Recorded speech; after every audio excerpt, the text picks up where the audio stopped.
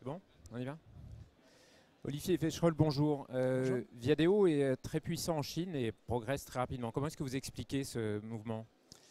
Oui, c'est vrai que c'est peut-être quelque chose qui n'est pas très connu, mais Viadeo a racheté il y a 3-4 ans le leader chinois qu'on a financé avec nos activités européennes. Aujourd'hui, c'est le leader, il a 8 millions de membres, c'est notre premier pays et on croît de manière vraiment très très forte là-bas. On ajoute plus d'un demi-million de membres par mois.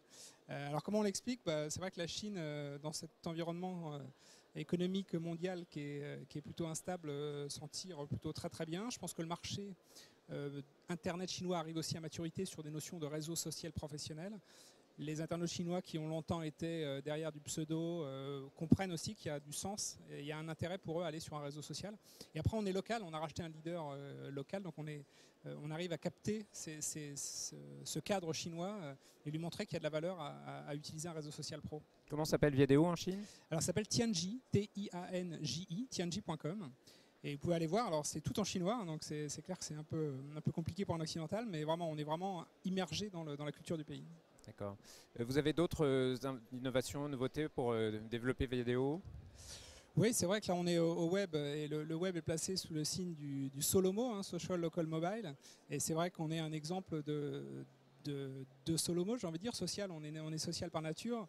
Local, parce qu'avec cette stratégie multilocale entre la Chine, l'Inde, dans lequel on a également des actifs, l'Amérique du Sud et l'Europe, on croit vraiment à l'aspect local du business.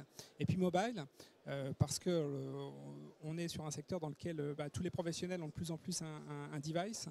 Dans les pays émergents, ils ont aussi des téléphones qui ne sont pas aussi avancés que les nôtres, mais ils ont des téléphones. Et donc le fait de pouvoir leur proposer le service sur des devices mobiles est quelque chose d'intéressant. Et c'est dans ce cadre-là, on vient de racheter une société qui est basée aux Pays-Bas et qui s'appelle Social et qui est une société qui est experte dans la synchronisation d'informations entre justement tous ces différents devices et qu'on va proposer aux membres Viadeo dans le courant du premier trimestre de l'année prochaine.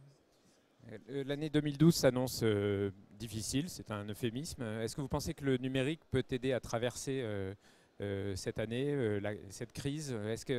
En quoi il peut nous aider? Oui, je crois que c'est vrai que le secteur du numérique est encore sur des taux de croissance qui sont largement supérieurs, donc il résistera mieux. On le voit dans des modèles publicitaires où même si la pub ralentit, la pub sur Internet devrait plutôt mieux résister.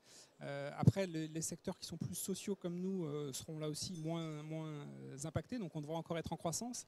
Donc oui, je pense que le numérique, c'est un moyen pour tout un tas de secteurs justement d'aller compenser peut-être la faiblesse de la croissance qu'ils peuvent rencontrer sur leur marché traditionnel. Merci beaucoup. Merci.